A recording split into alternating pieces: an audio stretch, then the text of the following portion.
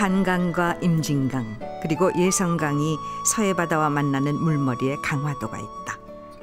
넉넉 잡아 서울에서 1시간 20분 정도의 거리다.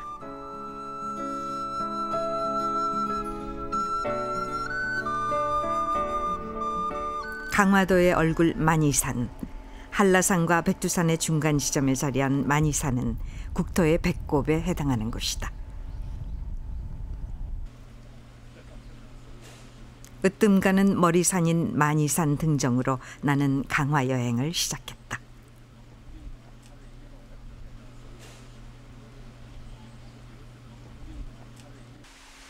요즘 비가 내려 계곡의 물소리가 좋다는 등산객의 권유로 계단길 대신 계곡길을 택했다.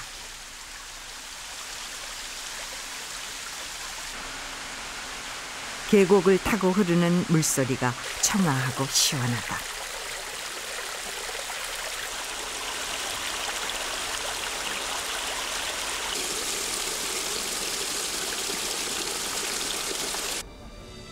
한 시간 정도 오르니 만이산 정상이다. 사방을 둘러보니 막힘이 없다. 서해바다와 강화도의 이곳저곳이 한눈에 들어온다.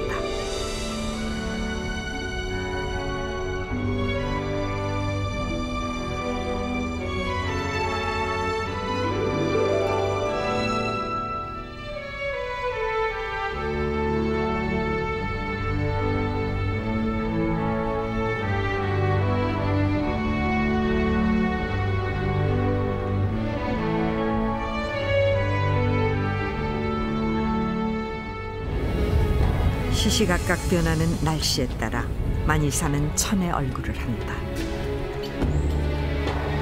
구름은 산능선을 넘어 마치 폭포처럼 쏟아진다.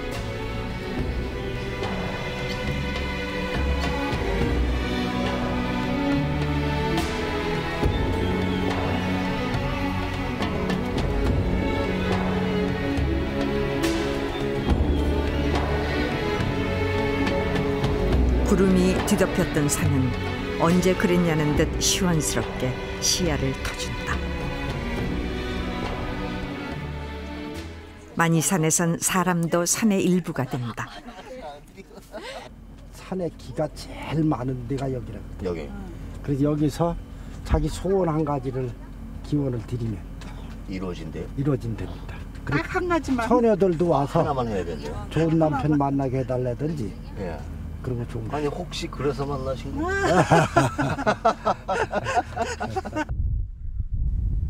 참성단을 구름이 휘감고 돈다. 기원전 51년 당군 왕검께서 하늘에 제사를 올리기 위해 쌓은 제단이 바로 참성단이다.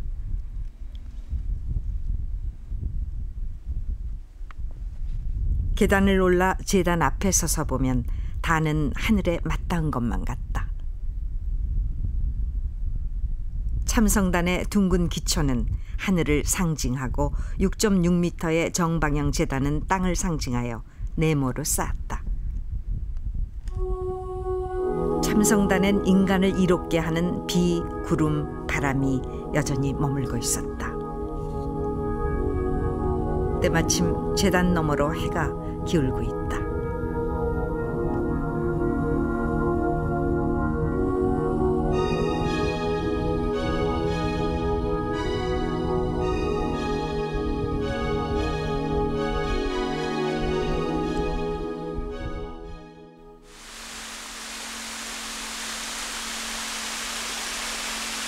만이산 동쪽 자락 계곡인 함호동천을 찾았다. 함호동천이란 때묻지 않은 맑은 하늘에 잠겨있는 곳을 뜻한다고 한다. 이곳은 연중 물이 마르지 않는다.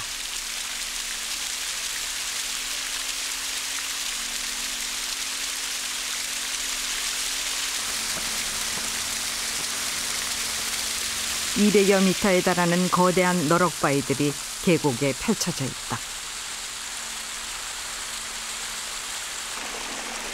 너럭바위들은 서로 이어진 하나의 커다란 바위인데 그 모습이 웅장해 보인다.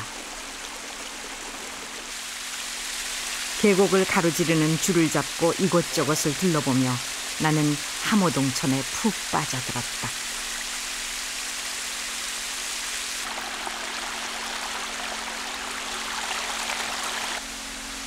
흐르는 물소리와 계곡을 둘러싼 짙푸른 숲이 장관이다.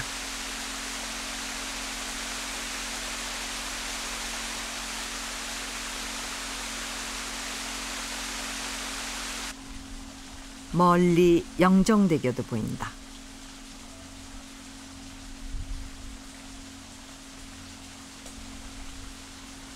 아름다운 계곡 주변 38만여 제곱미터에 마련된 숲속 야영장은 만이산에서 유일하게 야영을 즐길 수 있는 곳이다. 이곳엔 편의시설들도 잘 갖추어져 있다.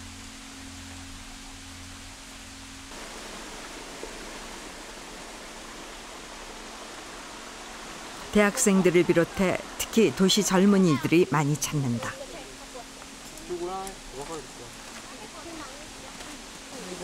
서울과 가까운 거리면서도 깊은 산중의 맛을 느낄 수 있기 때문이다. 에어컨 바람이나 선풍기 바람이 아닌 그런 시원한 바람을 느낄 수도 있고, 네, 진짜 무슨 여기 물에 직접 발도 담그고 놀 수도 있고, 무엇보다도 막 동기들이랑 놀 수 있어서 동기나 친구들이랑 함께 즐길 수 있어서 더 좋은 것 같아요. 만이산에서 지척인 삼낭성을 찾았다. 삼낭성 4대문 중 남문에만 문루가 있다.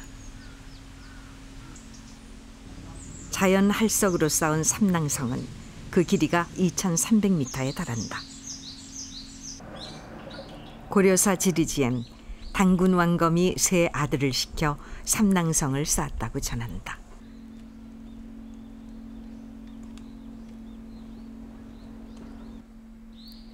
(1660년) 삼낭성 내에 설치한 정족산 사고, 장사각과 선원보각엔 실록과 왕실 족보를 보관했었다. 현재 보수공사가 한창이다.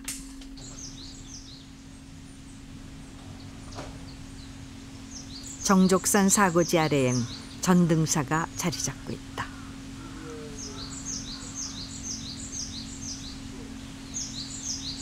전등사로 들어서니 600살 은행나무 2그루가 먼저 나를 반긴다. 관리들의 횡포가 심했던 어느 때부터 나무는 열매를 맺지 않는다고 한다.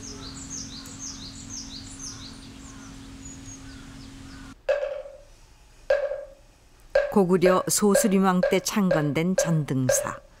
무려 1600년의 한국 불교의 숨결이 곳곳에서 느껴진다. 전각들의 아담한 규모와 소박한 모습에서 편안함이 묻어난다.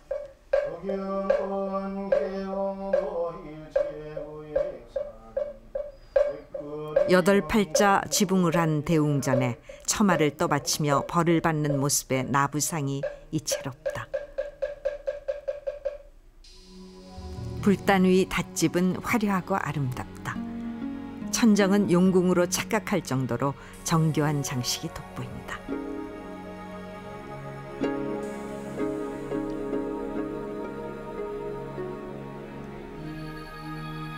법화경 목판 104매를 비롯해 전등사엔 보물급 문화재들이 많다.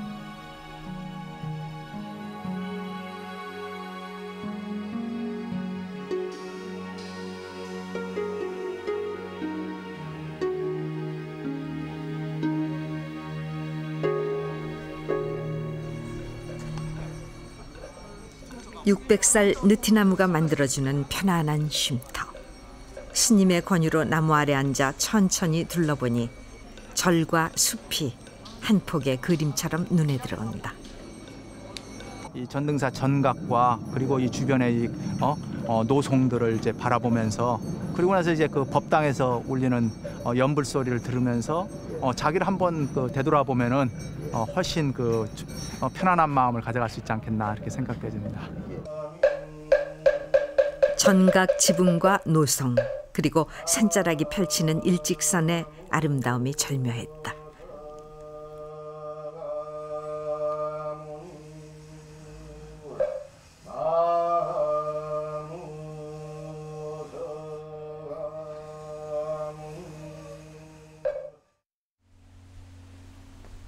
다음 날 세계 5대 갯벌의 하나인 강화 갯벌을 찾았다. 353제곱킬로미터에 달하는 광활한 갯벌이 눈앞에 펼쳐졌다. 조수간만의 차가 평균 7.3m, 썰물 땐 10km에 달하는 갯벌이 모습을 드러낸다. 갯벌은 바다와 하늘이 만나는 태초의 자연 그대로의 모습이다. 갯벌은 다양한 생명들이 살아가는 삶의 터전이다.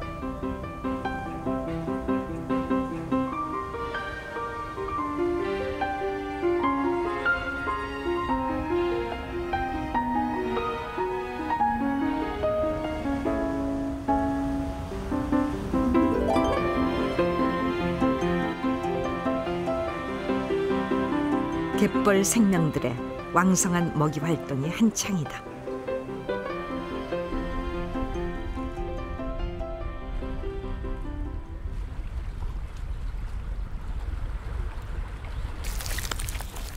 수많은 동식물이 살아가는 갯벌엔 먹고 먹히는 생존 경쟁이 치열했다. 이곳에선 크고 작은 생명들의 먹이 사슬이 자연스러우면서도 정교하게 유지되고 있었다.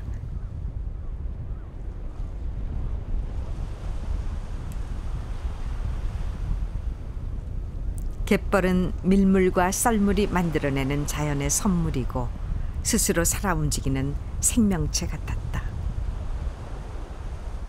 시베리아에서 호주에서 시베리아로 이동하는 그런 새들이 와서 잠시 머물렀다 가는 그런 중간 기착지로서 상당히 그 갯벌이 중요하죠. 걔네들이 강한 갯벌이 없으면은 그 이동 중에 어디서 쉴 데가 없어요. 그래서 상당히 중요한 그런 역할을 하고 있습니다.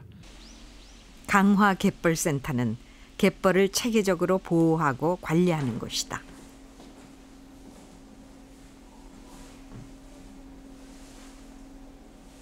갯벌 모형을 통해 갯벌을 훼손하지 않고도 갯벌 생태계를 이해할 수 있도록 한 배려였다. 갯벌 생명체들의 서식 환경이 한눈에 들어왔다.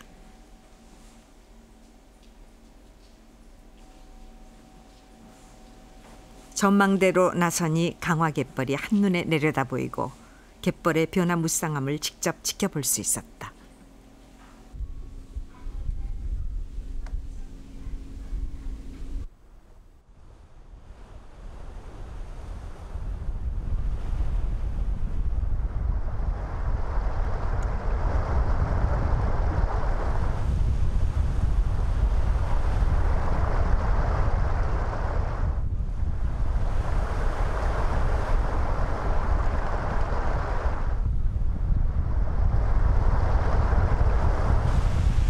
바다는 6시간 동안 밀물이 들면 6시간 동안은 썰물이 든다.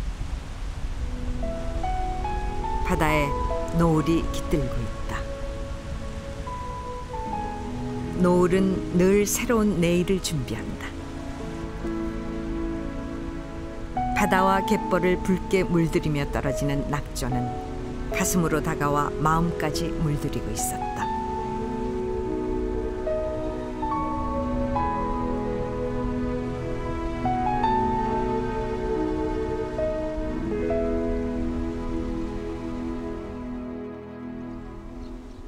강화 역사관을 찾았다. 강화는 그 자체가 지붕 없는 박물관이며 살아있는 역사 교과서라고 한다. 강화엔 선사시대부터 근대까지 수많은 역사 유물 유적이 곳곳에 남아있다.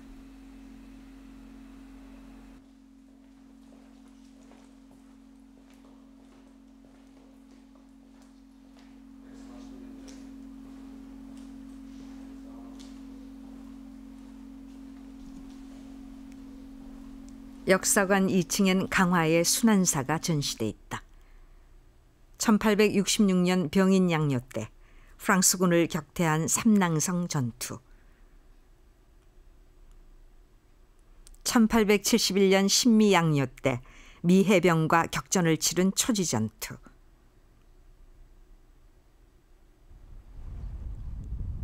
초지 대교 옆 초지 지낸 아직도 그때의 포성이 들리는 것만 같다.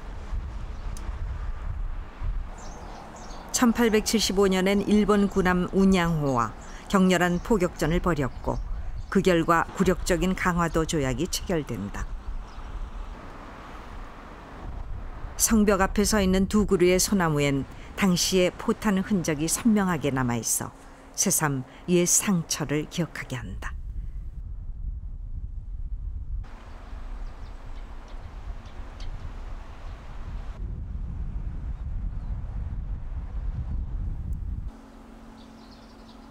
한강과 임진강이 만나 두 갈래로 나눠지는 물머리에 연미정이 있다. 이것도 정묘호란 때 청나라와 형제관계 강화 조약을 맺은 역사의 현장이다. 강 너머로 개풍군이 가깝게 다가온다. 남과 북의 중간 지점에 자리 잡은 유도는 말없이 그 자리를 지키고 있었다.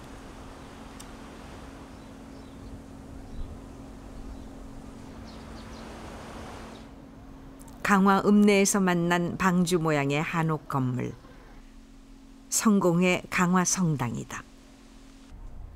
소술대문을 들어서면 종각엔 범종이 있다. 1900년에 지은 강화 성당은 건축 당시 궁궐 도편수가 주도해 지붕 모습이 경복궁을 닮았다.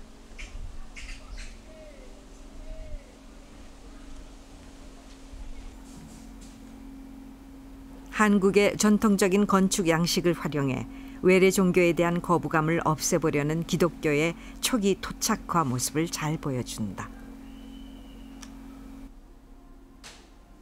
109년 전 모습 그대로 현재까지 사용하고 있는 성당 모습에서 깊은 정감이 묻어난다. 성당 연문은 영국에서 제작해 가져온 것이라 하는데 아직도 완벽한 기능을 하고 있는 것이 놀라웠다.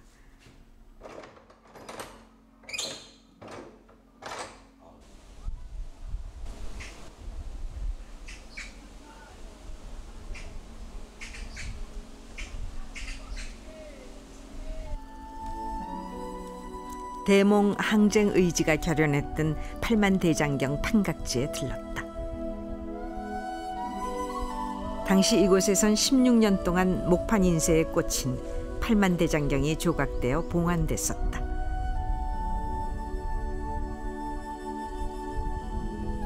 세계 기록문화유산의 산실인 이곳 예터에선 아직도 판각하는 소리가 들리는 듯하다.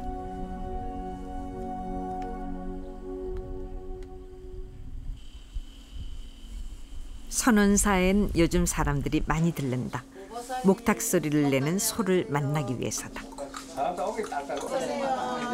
우보살로 통한다는 소의 목탁 소리는 사람들이 많아서인지 제대로 들리지 않았다.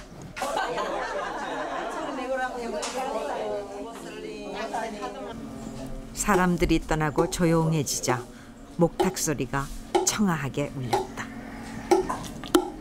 이번 여행에 행운을 빌어주는 것만 같다. 좀만 더 하세요.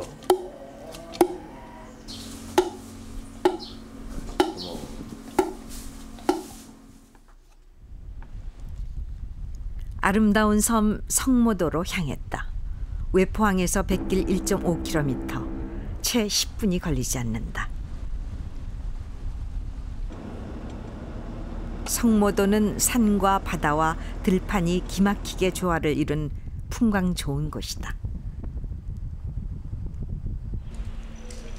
성모도에서 가장 유명한 보문사를 찾았다. 일주문을 지나 오르다 보니 태고의 모습을 지닌 울창한 숲이 나를 반긴다.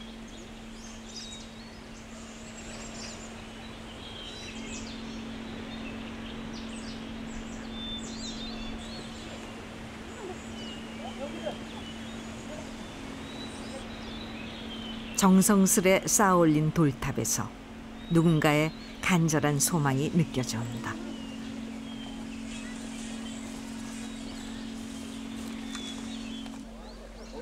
서해를 굽어보는 낙가산 기슭에 자리한 천년고찰 보문사는 한 폭의 수채화처럼 숲과 절묘한 조화를 이루고 있다.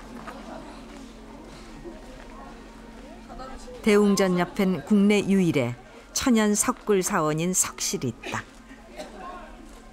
이곳은 신라 진덕 여왕 때 한 어부가 건져 올렸다는 나한상을 모신 나한전이다.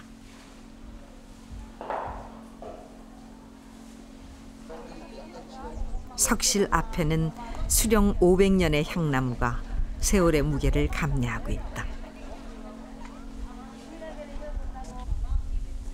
용트림을 한 향나무의 모습이 특이하다.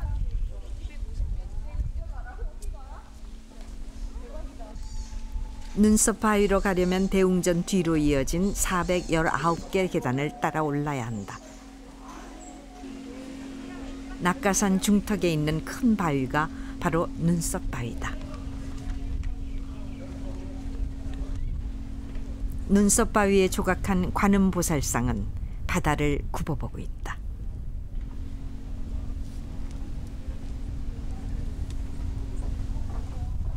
눈썹 바위에서 내려다보면 서해 바다가 한눈에 들어온다.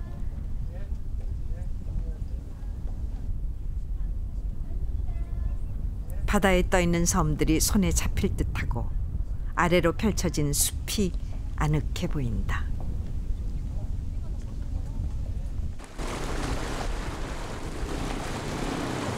보문사를 내려와 해변으로 나가면 젊은 낭만을 즐길 수 있다. 바닷가를 거침없이 내달리는 사륜 오토바이를 타니 절로 힘이 솟는다. 바다와 어우러진 사륜 오토바이 행렬은 마치 영화의 한 장면 같다. 예, 바다 배경으로 타니까 네. 스트레스도 풀리고요. 예. 예, 기분이 홀홀 날아갈 것 같아요. 예. 어떠세요? 타고 나면 아, 상당히 기분 좋습니다. 어떤 게 제일 좋아요? 뭐 일단 바다가 있으니까 좋고 예. 또 그냥 또 생각도 한 번씩 훌훌 날려버릴 수 있고 또 예. 바닷소리와 함께 그냥 즐겁습니다. 성모도를 나오는 길에 넓은 평야와 만났다. 이곳은 강화에서 유일했던 염전터다. 한때 이곳에선 연간 4,000톤 이상의 소금이 생산됐던 곳이라고 한다. 저염도에 질 좋은 천일염이 만들어지던 염전엔 잡풀만 무성하고 인적이 끊겨 황량하기만 하다.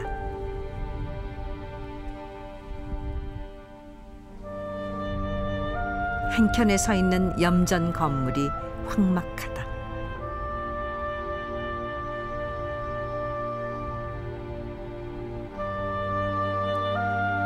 염전 옆 저수지엔 그때처럼 여전히 갈매기들이 북적이고 있었다.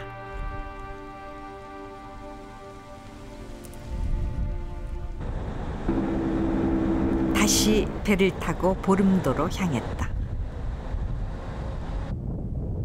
보름 저수지 제방길은 바다와 연이은 풍경이 그림 같은 것이다.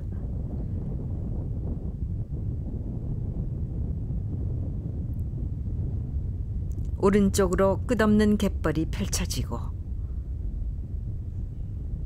바다와 마주선 저수지가 이색적으로 다가온다. 보름 저수지 옆에는 큰 은행나무가 800년 동안 한 자리를 지켜오고 있다. 높이 24m, 둘레 9m나 되는 거대한 은행나무. 늘 그래왔던 것처럼 은행나무는 섬과 바다를 품 안에 품고 있었다. 돌아오는 뱃길엔 성모도가 배웅해주고 멀리선 만이산이 나를 지켜보고 있었다.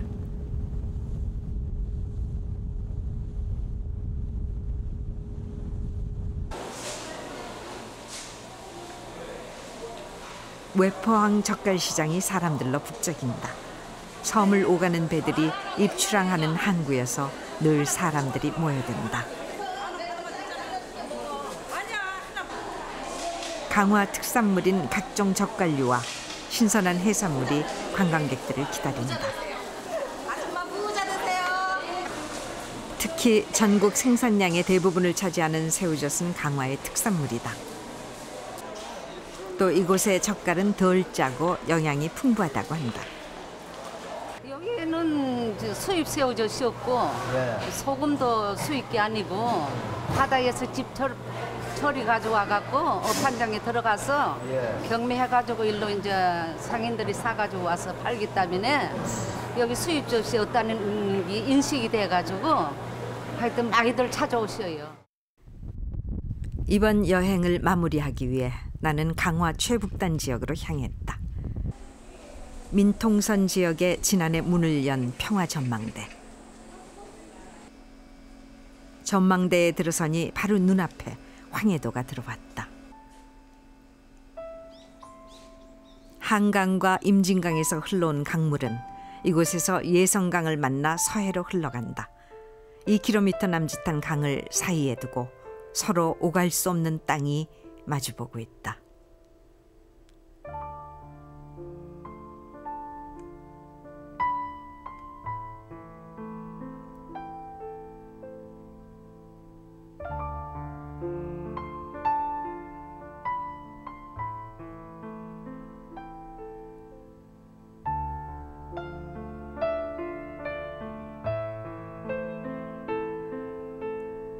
(60년이) 넘도록 그저 바라만 볼 수 있었던 그곳을 쌍안경을 통해 더 자세히 들여다봤다.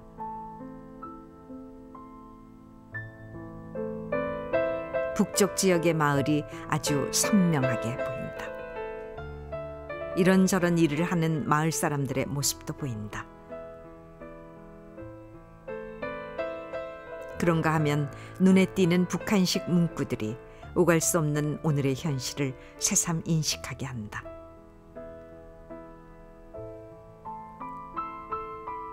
연백평야의 너른 들녘에선 농사일에 바쁜 사람들이 여기저기 눈에 띄었다.